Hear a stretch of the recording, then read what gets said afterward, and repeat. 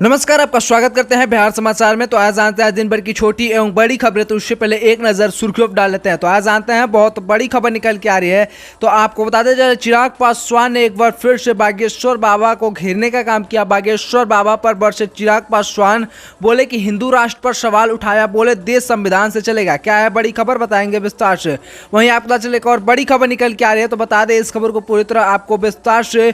धीरेन्द्र शास्त्री फिर आएंगे बिहार, गया के अलावा इस शहर में भी बाबा बागेश्वर का दरबार सजेगा। क्या है बड़ी खबर, बताएंगे विस्तार से। वहीं आपको पता चले एक और बड़ी खबर निकल के आ रही है। जमीन के बदले नौकरी मामले में राबड़ी से ईडी ने की 5.5 घंटे पूछताछ। इन सवालों के जवाब पूछे 1 घंटे तक चला लंच ब्रेक। क्या है बड़ी खबर, बताएंगे विस्तार से। वहीं आपको बताते चले एक और बड़ी खबर निकल के आ रही है।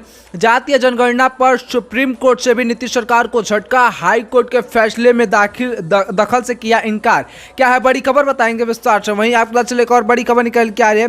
बागेश्वर बाबा के सहारे बिहार फतह करने की तैयारी में बीजेपी आरजेडी को ऐसा क्यों लग रहा है। क्या है बड़ी खबर, बताएंगे विस्तार से। तो ये थी सुर्खियां, तमाम खबरों को जानेंगे विस्तार से। तो इससे पहले चैनल पर नए चैनल को अभी तक सब्सक्राइब नहीं किया तो लाल बटन को दबाकर चैनल को सब्सक्राइब कर, वीडियो को लाइक कर, वीडियो में आखिर तक बने रहिएगा। आइए जानते हैं बहुत बड़ी खबर निकल के आ रही है। चिराग पासवान एक बार फिर से बागेश्वर बाबा पर बरसे और बीजेपी के सहयोगी चिराग पासवान ने कहा कि हिंदू राष्ट्र पर सवाल उठाया। उन्होंने बोले कि देश संविधान से चलेगा, हिंदू राष्ट्र नहीं। बाबा बागेश्वर के पटना में हनुमंत कथा के दौरान दिए गए हिंदू राष्ट्र के बयान पर लोजपा रामविलास के अध्यक्ष चिराग पासवान ने आपत्ति जताई है। आपका धीरेन्द्र पंडित ने कहा था कि बिहार के 12 करोड़ जनता में से अगर 5 करोड़ जनता भी अपने माथे पर तिलक और घर के अगर ध्वजा लहराती है तो हिंदू राष्ट्र बनने में ज़्यादा वक्त नहीं लगेगा। ऐसे में इस बार चिराग पासवान ने धीरेन्द्र कृष्ण शास्त्री को घेरने का काम किया। उन्होंने कहा कि पंडित धीरेन्द्र कृष्ण शास्त्री को भारत हिंदू राष्ट्र बनाने के संकल्प पर सवाल उठाते हुए कहा कि यह देश संविधान से ही चलेगा, इसके अलावा और कोई विकल्प नहीं है। आपको बता दें कि चिराग पासवान बीजेपी के सहयोगी हैं और बीजेपी के नेता बागेश्वर बाबा के इस बयान के समर्थन में नजर आए। ऐसे में लोजपा रामविलास के राष्ट्रीय अध्यक्ष चिराग पासवान ने बागेश्वर धाम के पंडित धीरेन्द्र कृष्ण आचार्य शास्त्री के संकल्प पर सवाल उठाते हुए कहा कि सभी धर्मों के लोग आएंगे और अपनी बात कहेंगे, मगर देश संविधान से ही चलेगा, इसके अलावा और कोई विकल्प नहीं है। ऐसे में आपके पटना के नौबतपुर स्थित तरेतपाली मठ में हुए हनुमंत कथा के दौरान धीरेन्द्र शास्त्री ने कहा था कि बिहार के 13 करोड़ में से 5 करोड़ लोग भी अगर धर्म पर अपने घर पर ध्वजा लहराएंगे और माथे पर तिलक लगाया कर निकलेंगे तो भारत हिंदू राष्ट्र बनने में टाइम नहीं लेगा। इन तमाम चीजों को लेकर आप लोग क्या सोचते हैं, अपना राय विचार लिखकर कमेंट में जरूर दीजिएगा। तो बढ़ते हैं अगली बड़ी खबर की ओर।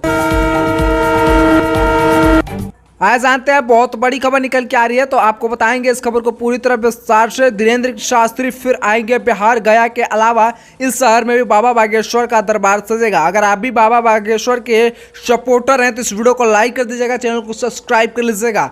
बागेश्वर धाम के पंडित धीरेन्द्र शास्त्री के पटना प्रवास के दौरान उनका जादू बिहार वासियों के सिर चढ़ बोला है। पटना के तरेतपाली मठ में हनुमंत कथा के दौरान उन्होंने ऐलान किया कि उन्हें बिहार के लोग भाग गए हैं और जल्द ही वे वापस इस धरती पर आएंगे।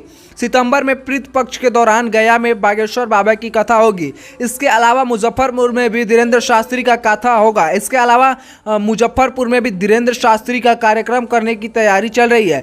बीते दिनों पटना में हुए हनुमंत कथा में बड़ी संख्या में श्रद्धालुओं की भीड़ उमड़ी है। ऐसे में यह माना जा रहा है कि 27 सितंबर को फिर से बाबा बागेश्वर बिहार आने वाले हैं। सितंबर महीने में बाबा बागेश्वर का धर्म नगरी गया में दरबार सजेगा। इसका कार्यक्रम फाइनल हो गया है। तो अगर आप भी बागेश्वर बाबा के भक्त हैं तो आपके लिए बहुत बड़ी खुशखबरी आ रही है।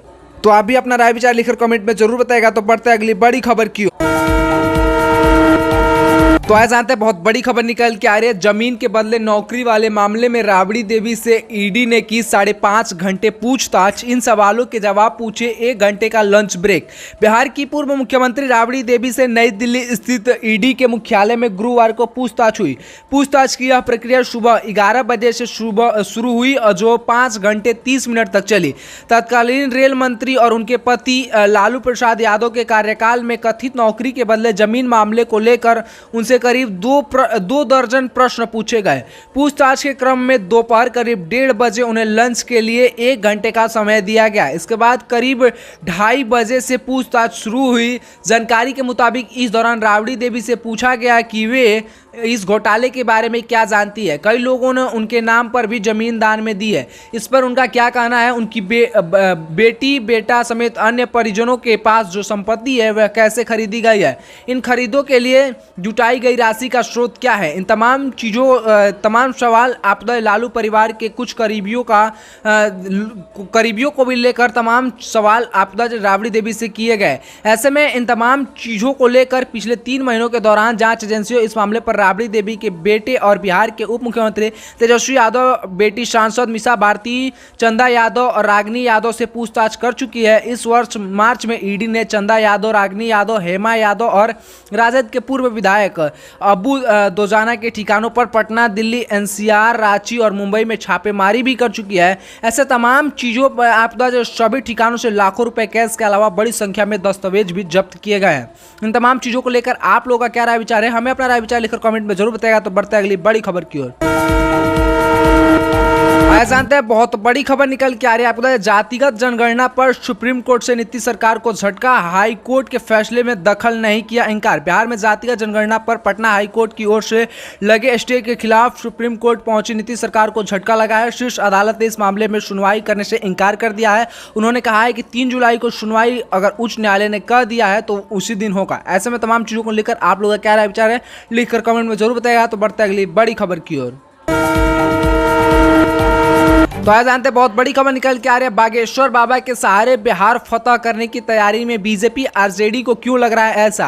बागेश्वर धाम के पंडित धीरेन्द्र शास्त्री की पटना में 5 दिनों हुई हनुमंत कथा के दौरान जमकर सियासी घमासान छिड़ा है। बागेश्वर बाबा ने भी पटना के तरेत पाली मठ में कथा के दौरान हिंदू राष्ट्र को लेकर बड़ा बयान दे दिया, जिसके बाद बीजेपी और आरजेडी आमने सामने हो गई है। अब आरजेडी को लग रहा है कि बीजेपी बागेश्वर बाबा के सहारे 2024 के लोकसभा चुनाव में बिहार फतह करने की तैयारी कर रही है। ऐसे में आरजेडी के उप अध्यक्ष शिवानंद तिवारी ने यह दावा किया। बता दें कि धीरेन्द्र शास्त्री के आने वाले महीने में गया समेत अन्य शहरों में भी कथा होने वाली है।